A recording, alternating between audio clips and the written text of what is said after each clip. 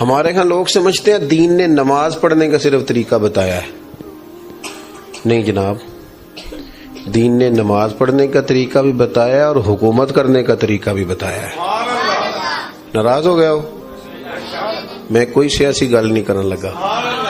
سیاسی نہ کرن دیو، سچی تے کرن دیو نا.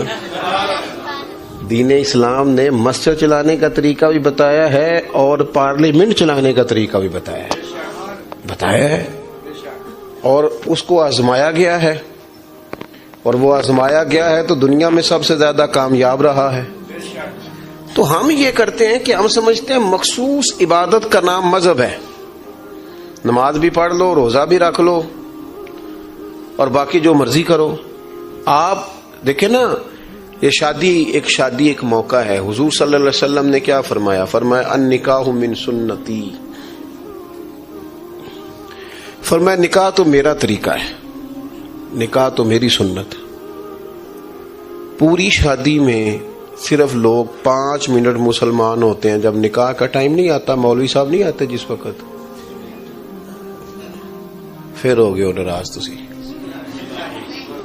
گھرو تو نانا، کئی بندے ڈرتے بھی ہیں، بزدل ہوتے ہیں. گھرو نا، پیار کرو، بات کو سمجھو. میں سچ بول رہا ہوں. تو جی ناراض ہو بھی جاؤ گے تب بھی مینوں ثواب ہی ہونا ہے، کیونکہ آپ اس بات پہ ناراض ہو رہے ہیں جس پہ راضی ہونا چاہیے. وہ بھی محبت سے کہہ رہا ہوں، ویسے آپ ہو نہیں رہے، یہ مجھے پتا ہے آپ نہیں ہو رہے. اور سنو بھائی، صرف 5 منٹ مسلمان ہیں. مولوی صاحب آ گئے، چپ کر دو جی، چپ کر دو. کی ہون لگا؟ کہتے دعا ہون لگی. تو اس سے پہلے مسلمان نہیں تھے. اس کے بعد میں آپ کو بڑی ذمہ داری سے عرض کرتا ہوں. دیکھو، نکاح کے وقت کلمہ شریف پڑھا جاتا ہے، دعا ہوتی ہے، قبول ہوتا ہے، یہ سارا خطبہ بھی ہوتا ہے. تو وضو کنے بندیاں دا ہوندا ہے؟ دولہے کا ہوتا ہے، دلہن کا، گواہوں کا. ضروری نہیں وضو ہو، شرط نہیں، واجب فرض نہیں. لیکن آپ کوئی بھی خیر کا کام کرتے ہیں تو کوشش کرتے ہیں نا کہ چلو میں باوضو ہو کے، اس میں برکت زیادہ ہے.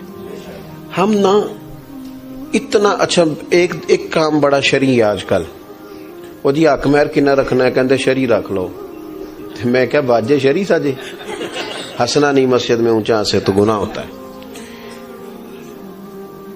یہ واجے شرعی ہے.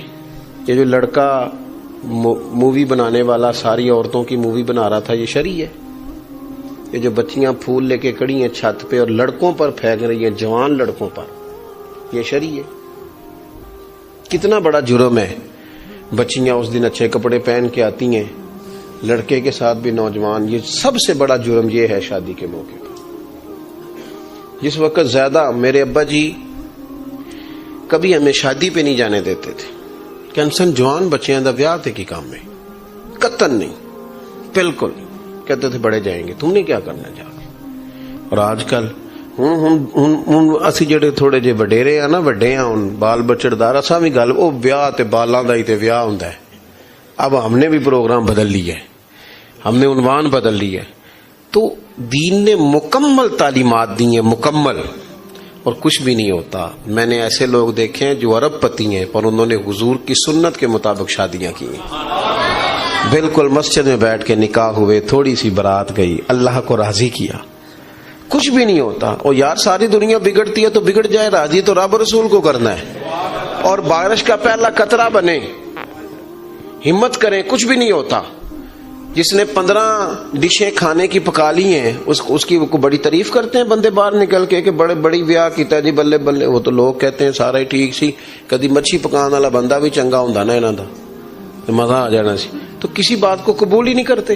لہذا میرے عزیز، حضور کا طریقہ ایک صحابیہ ہیں، صحیح حدیث میں موجود ہے.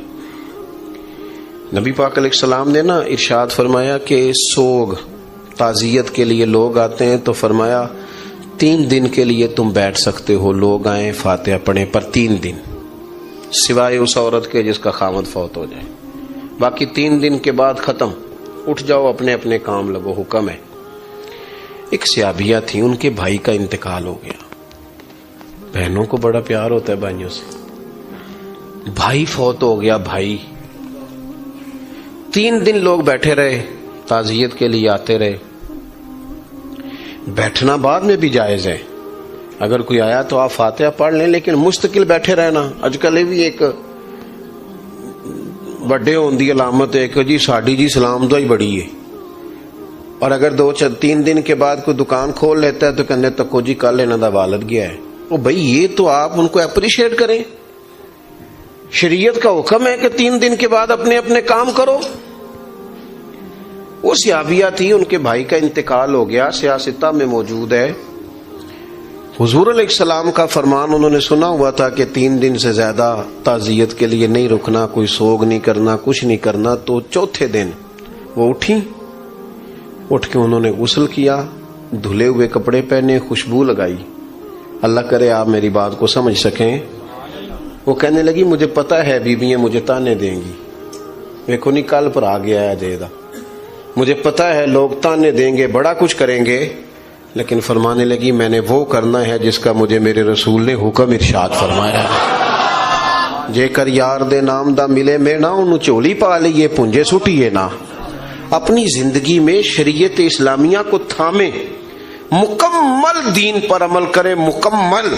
इनकलाब तो तब आता है जब अमल की तरफ बढ़ते हैं। लेकिन वो हमारे एक दोस्त हैं, एक दिन वो गुफ्तगू कर रहे थे तो उन्होंने बड़ी एक खूबसूरत बात की। मौलाना साहब ने फरमाने लगे कि मैं कैसे हाजी साहब को जानता हूं जिसने ना बहनों का हक दिया है ना बेटियों का दिया है, लेकिन वो ना रमजान में मुझसे आके मसला पूछने लगा कि 2 कतरे पानी के अगर रमजान में गले से उतर जाएं तो रोजा तो नहीं टूटता। कहते मेरा दिल करता था उससे कहूं कि इतना माल खा गया तो बच्चियों का तेरा टूटा नहीं। वो हजरत अब्दुल्ला इब्ने उमर रदी अल्लाह तआला अन्हु से मसला पूछा ना कूफे वालों ने कि मक्खी या मच्छर का खून लग जाए कपड़ों को तो नमाज हो जाती है। तो वो लोग समझते थे कि आप रस्मों रिवाज में पाबंद ना करें मजहब को, आप इंशराह सदर पैदा करें, दीन की पूरी ताबीर को समझें। अहले कूफा ने पूछा जनाब मक्खी और मच्छर का खून लगे कपड़ों को तो नमाज हो जाती है? तो हजरत अब्दुल्ला इब्ने उमर फरमाने लगे नबी पाक की सारी औलाद को ज़िबा करके अब मक्खी और मच्छरों के खून के मसले पूछते हो? ये तिरमिजी में उनका फरमान मौजूद है। फरमाने लगे हुजूर की औलाद पाक को शहीद करके अब मक्खी और मच्छरों के खून के मसले पूछते हो? अज भी कीती जांदे हो ते नाल लहू भी पीती जांदे हो, खो के माल यतीमां दा ते भेज मसीती जांदे हो। तुसी फट दिलां दे सींदे नहीं, फट दिलां दे सींदे नहीं, फट दिलां दे सींदे नहीं ते टोपियां सीती जांदे हो। ओए नफ्स ते छुरी फेर दे नहीं, दुम्बे कीती जांदे हो, फर्ज भुलाई बैठे हो, नफलां नीती जांदे हो। ओ दसो ते सही बुल्ले शाह नूं ए की कीती जांदे हो।